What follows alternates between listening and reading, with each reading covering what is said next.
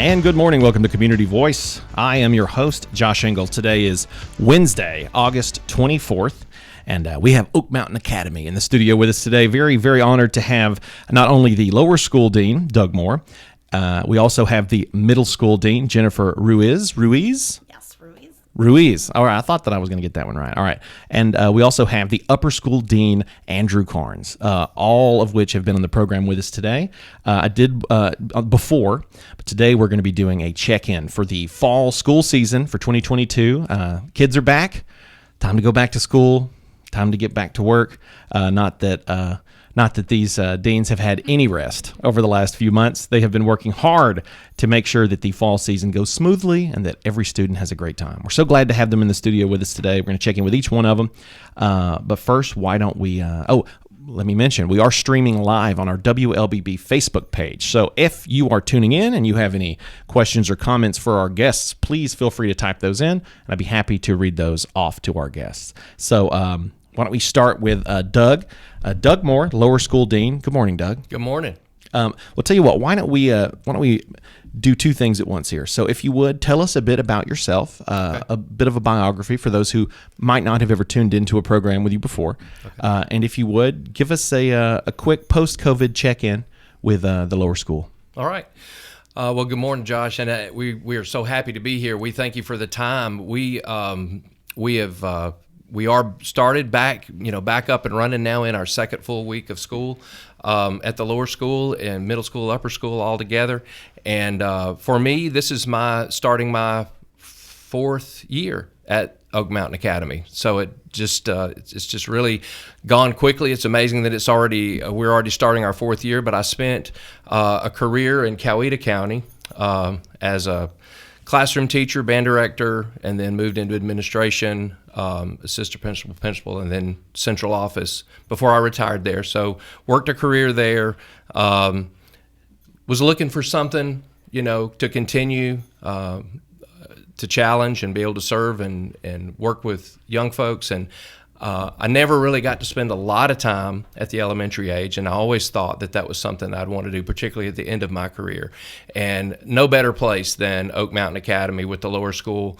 We have right around usually between 100 and 115 kids in our division. The lower school has one class per grade, typically. Small class sizes, very personalized approach. So for me, it was a great situation for me to move into. But my family is from Noonan. We all attended Noonan High School and a product of that system over there. But to make the transition and the short drive to Carrollton every day has been real enjoyment. That's fantastic. So as far as the lower school. We were speaking before the program a bit about the importance of community in terms of the this post-COVID world we're living in now. Mm-hmm. Could you speak a bit to that? Sure. I mean, the big part of Oak Mountain that we talk about a lot is what makes us different. And the thing that makes us different is culture. There are a lot of great teachers out there and, of course, great students and great families, but we have such a good community at our school, not just the students, but the families who are all part of the fabric of Oak Mountain make up who we are and that culture. So yeah, that sense of community is a very important part for us. So for the last couple of years, as everybody sort of tried to operate in isolation, in their bubble, we're able to start venturing out of that bubble and back into what we would call normal. So looking at back 3 years ago when I first started, I had almost a full year before we all got sent home. And then and then it really hasn't been what I would call normal since. And that's really our goal, is to try to get back to a sense of normalcy this year.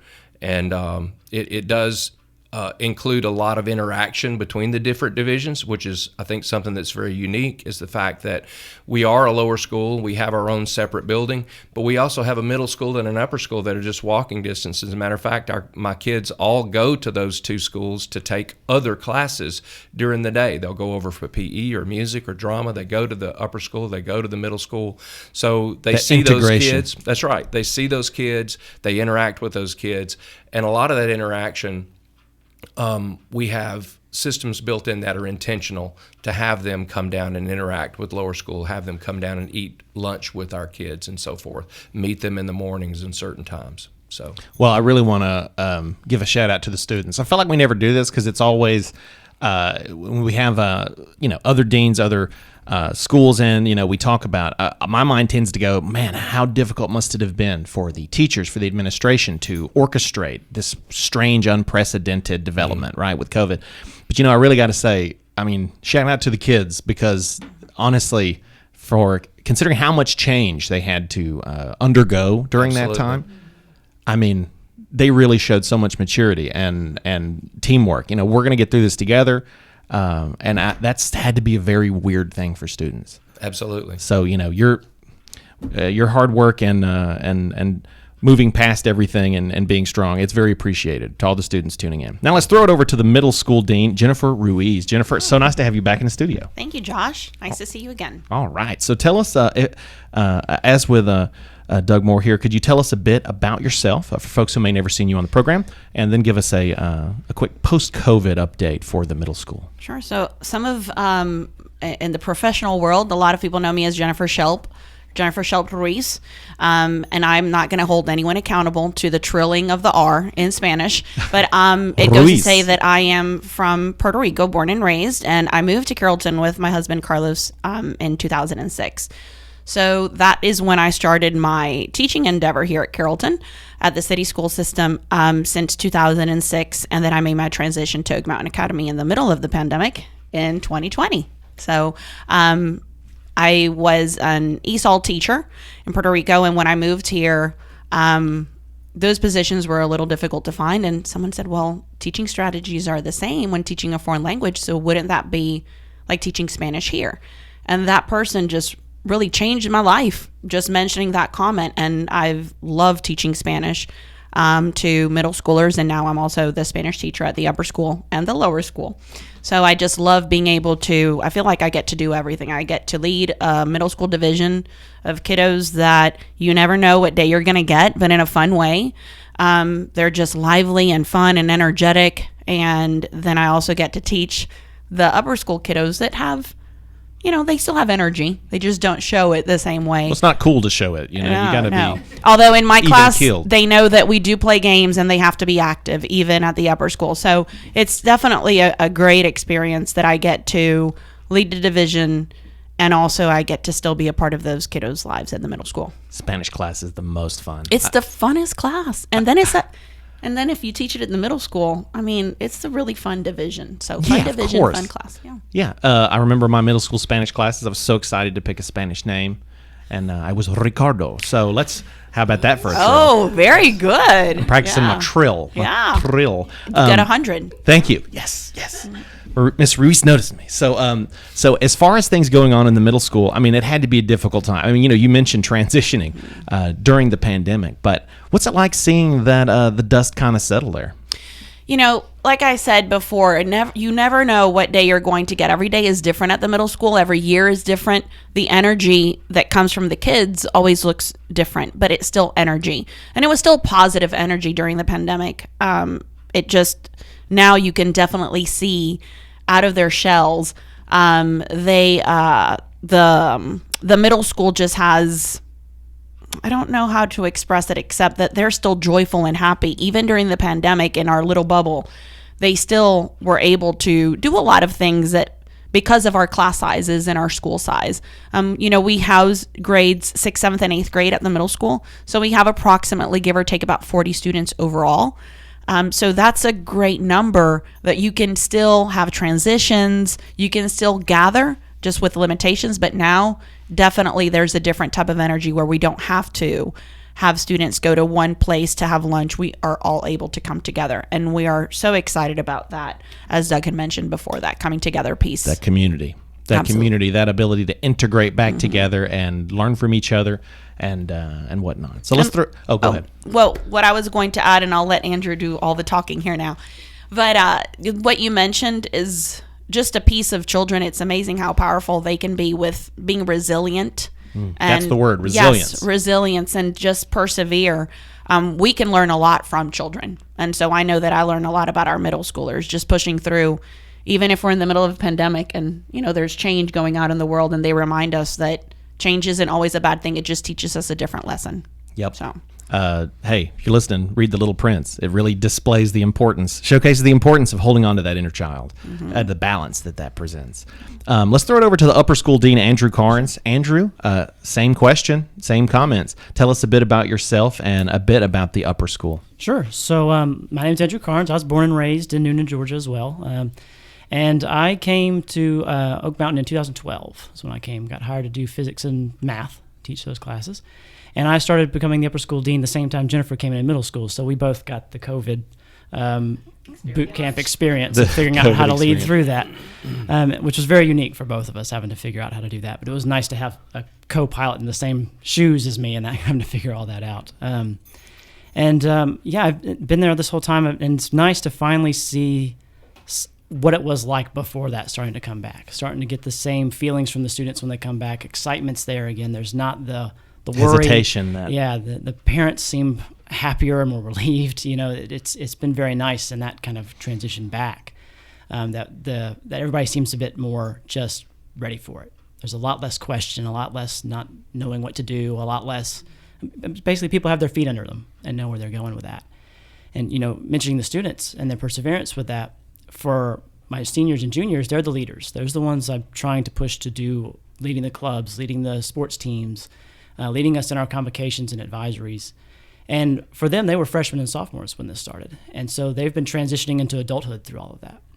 And so they're having to figure out all the things we as adults have been figuring out too, faster than others. And now's the time I'm getting to tell them, hey, you've made it through that hard thing. So take advantage of that. This is your chance to seize on to what you want adulthood to be going forward. And, Doug mentioned our culture, and for them, they get to define a lot of that.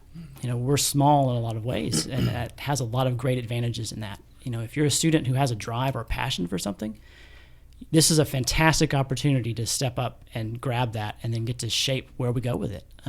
Our band program is a good example of that, where Noelle in the upper school is someone who's very passionate about band. And she gets to step in and help with those middle school and lower school classes that are now next year going to get to transition up to upper school with her and get to keep that going. So there's been a lot of great opportunities like that for students. We've got esports coming back for some students. We've got our community events that they like to do coming back. So there's a lot of great things that they're taking advantage of in this school year. All is well up on the mountain. We are chatting with the lower school, middle school, and upper school deans from Oak Mountain Academy. We're going to go and take our first commercial break. When we come back, we will continue our conversation with Doug Moore, Jennifer Ruiz, and Andrew Carnes. So stay with us.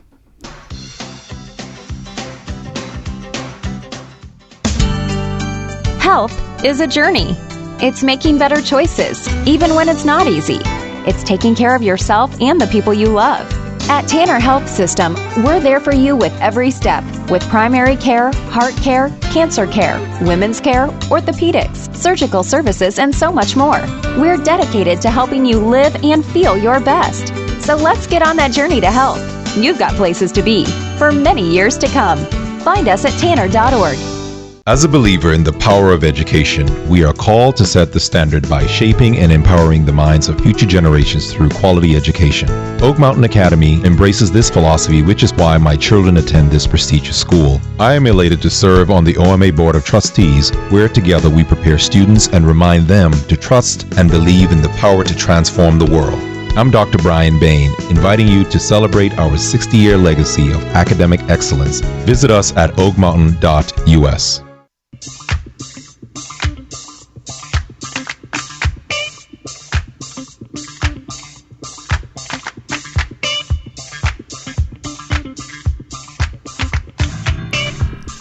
We're on the mountain. Oak Mountain Academy is in the studio with us today. I'm your host, Josh Engel. Thank you for tuning in to Community Voice.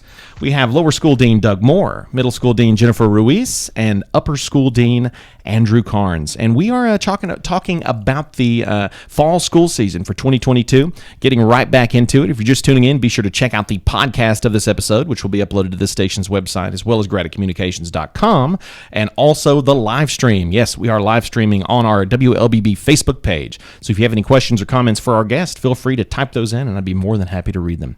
So let's throw it back over to Doug Moore. 2022 fall season, school's back, and Right. let's talk about what's going to be going down at the lower school. Okay, so a lot of things, of course, in class, a lot of great work going on. We really, of course, focus on those fundamental skills of reading, writing, mathematics. That's a big focus.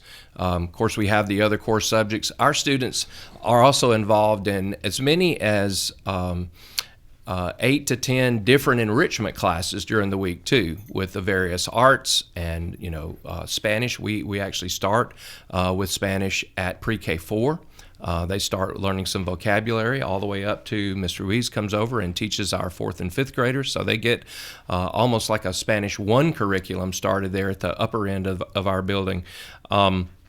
But lots of things going on with that. We have a TOTS program for the littles after school, and that's like a basketball activity leadership kind of training where parents can sign up for that. So that's a club. We have a Lego club for the little ones. We have a Lego club for the older ones. So again, it's another opportunity to kind of just come together for fellowship, but also with our teachers will develop some project for them to build and say, look, we're going to try to build this, but then it's also time for them to explore and work with that engineering piece of that.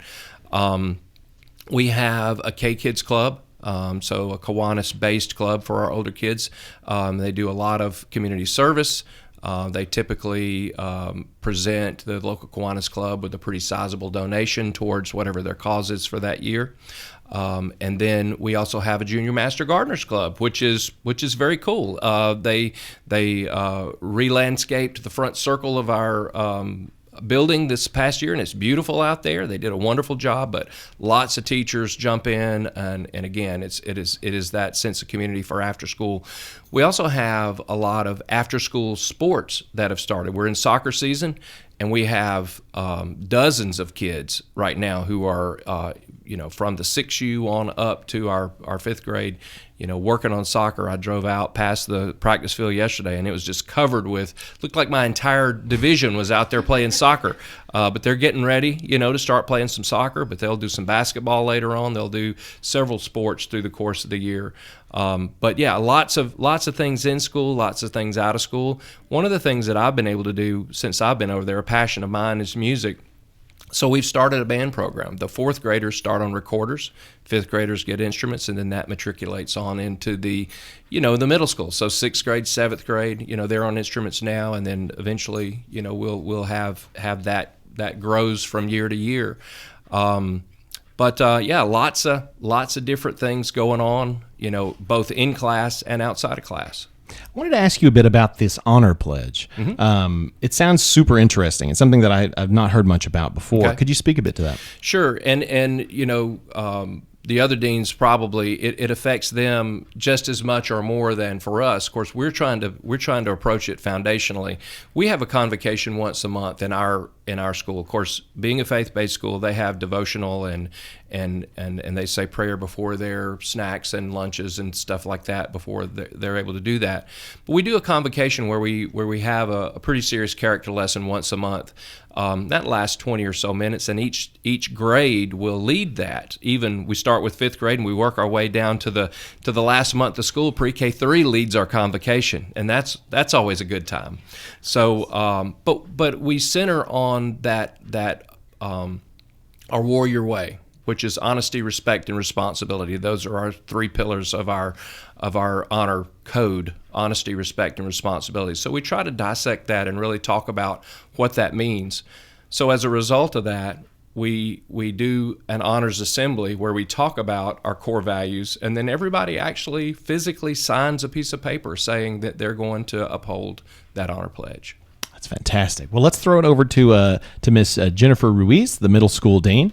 Let's chat a bit about the fall season for the middle school. Absolutely. So we are in athletics, which is really what gets a lot of excitement in our building, because the middle school is also housed with the gym.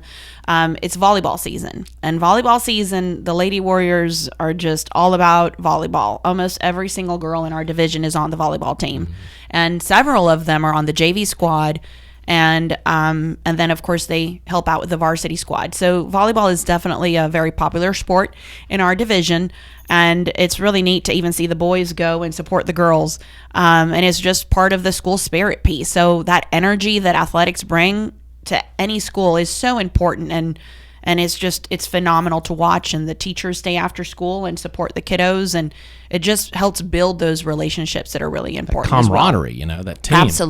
Absolutely. In terms of our academics, I've shared before in our schedule, we share a common schedule with the upper school. We have teachers that are housed at the middle school that teach upper school classes and vice versa. And so having that common schedule has allowed for that flexibility to take place and for us to do a lot of things together, the middle schoolers with the upper schoolers. For example, that advisory, some of them take place with the lower school. The majority of them, however, take place solely with the upper school. We had, for example, besides the honor assembly, we had the welcome assembly together also with the lower school. Yesterday, we just had our first club assembly, which is where we all talk about the clubs that are taking place in our divisions, and then the students sign up for the clubs that they want to be a part of. At the middle school, those could be academic natured clubs, as the academic bowl and math counts that we're having this year as well. Spanish club? Spanish club. We've spoken about having an international club because we also have French, and we work very closely with that department as well. But we also have STEM. We also have co-ed volleyball, and they're student led and they're student created. So if the students know that it's something that will allow them to continue to grow in the organization at school, then we're going to do it. And it's based on our mission and vision. And that's one of the things that is so cute and cool about the lower school kiddos is, as Doug was saying, pre-K3 kiddos, they recite the mission and vision, which is Oak Mountain Academy is an innovative school. Academic excellence. Developing confident leaders inspired to serve. And what we take a lot of pride is that if we say these things, then we have to show them, and we have to provide an example of how to live the warrior way through that mission and vision. So with our advisory sessions, we're able to accommodate those things for students. And so that's why the advisory session for me is a magical piece, because you get to bring in guest speakers. We do a lot of volunteer service projects, so it allows for them to see their capacities as leaders in the community and at school. We're going to go ahead and take our second commercial break, but when we come back, we will wrap up our conversation with the Oak Mountain Academy deans about the lower, middle school, and upper school. When we come back, we'll be chatting with Andrew Carnes about the upper school over at Oak Mountain Academy, so stay with us. Health is a journey. It's making better choices, even when it's not easy. It's taking care of yourself and the people you love. At Tanner Health System, we're there for you with every step, with primary care, heart care, cancer care, women's care, orthopedics, surgical services, and so much more. We're dedicated to helping you live and feel your best. So let's get on that journey to health. You've got places to be for many years to come. Find us at tanner.org. I'm Michael Flynn, Oak Mountain Academy class of 1978. Katie Flynn, class of 2010. Justin Flynn, class of 2014. Logan Flynn, class of 2019. And I'm Marnie Flynn, current teacher at OMA. My uncle Richard Orm Flynn, a founding father of Oak Mountain Academy, had a vision to see students become confident leaders who hold a faith-based value system in an academically rigorous environment. We are proud to celebrate 60 years of fulfilling my uncle's vision. Our family invites you to visit the campus or oakmountain.us today.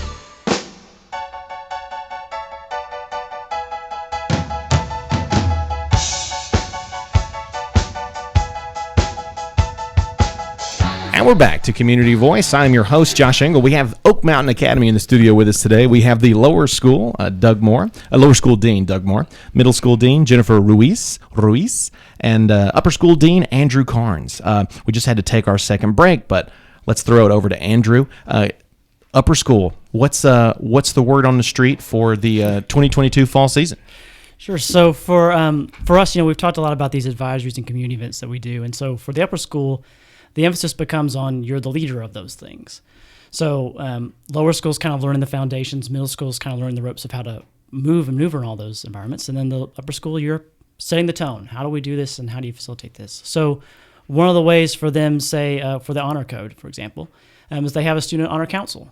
And so they get to take anytime there's any kind of honor issues, whether that's disrespect or dishonesty or whatever it may be, they get to help us guide through that. And so in their training that they get, it's a lot about growth. So we talk a lot about that. It's not so much about how are we punishing? It's about how do we help everyone in the situation learn how to get through this without it happening again. Yeah, sure. And where were the faults and where can we help with that? And so it provides an opportunity for them to lead that conversation, which is interesting for them because sometimes they're walking into a situation where, well, they're the adults. I mean, how do I navigate that conversation? So there's a lot of training that goes into talking about how do you talk to somebody that is superior to you in that kind of environment, and how do you do that in a respectful way and still help everyone because you're leading us in this. Yeah. And they get that opportunity not just in things like that honor council, but also our advisory programs, like we've mentioned. They're leading a lot of those. A lot of the activities we'll do, they'll carry those out.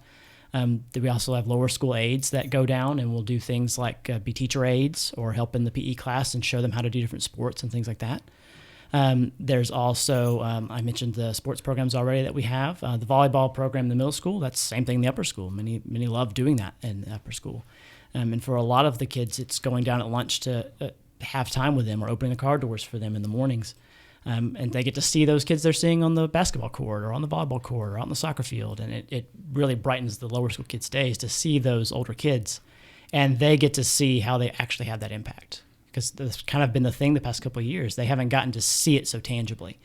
But I don't think I've ever seen another school do this. I mean, that integration, having the everyone involved in the success and well-being of the other schools. I mean, everyone is involved, everyone is integrated, and most likely, I imagine you're going to have a lot of students that are going to want to turn around and become teachers at Oak Mountain. Yeah, there are some that do, especially with that lower school aid option in there. It lets them try that out and find out, is this something I really do like? And let me just say, being a teacher at Oak Mountain Academy comes with a lot of acclaims. I mean, right here on the live stream, we got Matt Skinner. Hola, Señora Jennifer Ruiz, best middle school Spanish teacher ever. That was Matt Skinner. So if you become an Oak Mountain teacher, you're going to get accolades and love, well-deserved accolades and love for many, many years. Yeah. So that's an option for some of these kids. They get involved, they get to learn the school, the program, the Warrior Way, and then they might come back and become professors. Yes, exactly. That's wonderful. Yeah, a lot of good opportunities for them in all three divisions. They really do get a lot of chances to grow and thrive and be who they need to be and personalized like they need. So what are some personal goals you have for the upper school this season? So one of the big ones for us is really bring back that fun. It's been nice to get back in last year and get to some sense of some normalcy, but now we want the fun part back. So for them, that's a big part of it. And it's already kind of happening. We've done a lot of community sort of events during those club times that we have. The lunchtime now is we could be in the same spaces again. And they're starting to do some of the old habits that they used to do. For example, Miss Manuel's room's the drama room, and it has picnic tables in it for many to fit in. And a lot of them go in there for lunch, and they start playing their music again now. And they're sitting around talking about what they've been doing in class and what they're reading and what they're wanting to watch this weekend and all that. And it's been nice to see that again as they're all back in that room kind of just celebrating each other again. So bringing back that fun is really probably one of the number one things for us. But then, like I mentioned, taking advantage of this opportunity that you can now shape where we're going. So helping them see what that looks like and how to actually do that and learn the leadership of that too is probably the number two goal for them, as well as their academics as usual. Perfect. Well, we're out of time. We're down to 1 minute. If one of you could please just let folks know where they can learn more information about Oak Mountain Academy.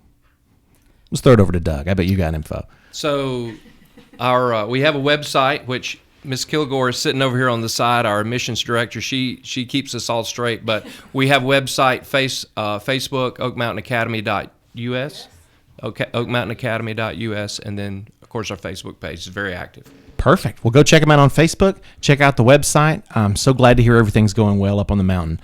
Doug Moore, Jennifer Ruiz, and Andrew Carnes, thank you for joining us today. Thank you. And thank you to all of you tuning in at home. We'll see you next time.